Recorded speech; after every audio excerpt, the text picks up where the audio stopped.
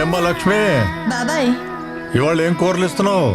నిన్న తోటకూర తిన్నారు కదా, ఆ. విటమిన్ కే వచ్చింటుంది. ఇవాళ కాలీఫ్లవర్ తినండి, ఓ విటమిన్ సి వస్తుంది. అలాగే అలాగే. ఇదిగోండి ఆ, బాబాయ్. చిల్లరా ఉంచుకో అమ్మా. పరాయి సొమ్ము పాము లాంటిది బాబాయ్, మనం ఉంచుకుంటే మనల్నే కాటేస్తుంది. నేను తీసుకోను. మంచి పిల్లవే.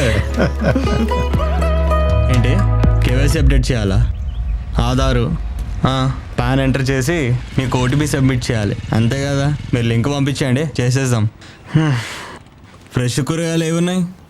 ఆ, ఇవన్నీ ఫ్రెషే. ఫ్రెషా? ఏం ఫ్రెష్ ఉన్నాయి? వంకాయ ఏమో వంకరగా ఉంది, టమాటా ఏమో పుచ్చిపోయింది, ఆలుకేమో బొక్కలు. తెలిసిందేగా. ఇంకా ఏం తెలుసు నీకు? అన్నీ తెలుసు మాకు. గోడౌన్ నుంచి తక్కువ రేట్లు తీసుకొచ్చి ఇక్కడ మా అందరికి హై రేట్స్కి అమ్ముతారు.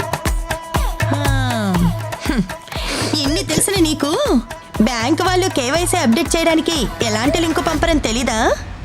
తెలీదు.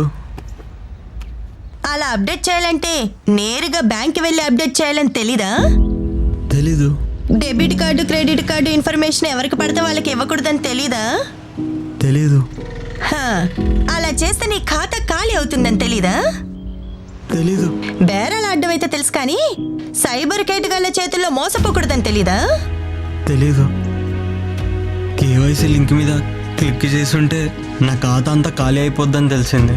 థ్యాంక్స్ అమ్మా. ముందు మీరు తెలుసుకోండి.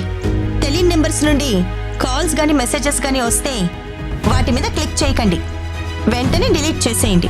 ముఖ్యంగా సాఫ్ట్వేర్ ఉద్యోగులు, వృద్ధులు, పదవి విరమణ చేసిన వాళ్ళు, గృహిణులు వచ్చిన లింక్స్ ని సరిగ్గా గమనించకుండా క్లిక్ చేసి మోసపోతున్నారు. ఇలా మోసపోతున్న వాళ్ళల్లో ఎక్కువ మంది చదువుకున్న వాళ్లే ఉండటం ఆశ్చర్యం. సైబర్ కేటుగాళ్లు రోజుకొక కొత్త పద్ధతిలో మన ముందుకొస్తున్నారు. తస్మాత్ జాగ్రత్త.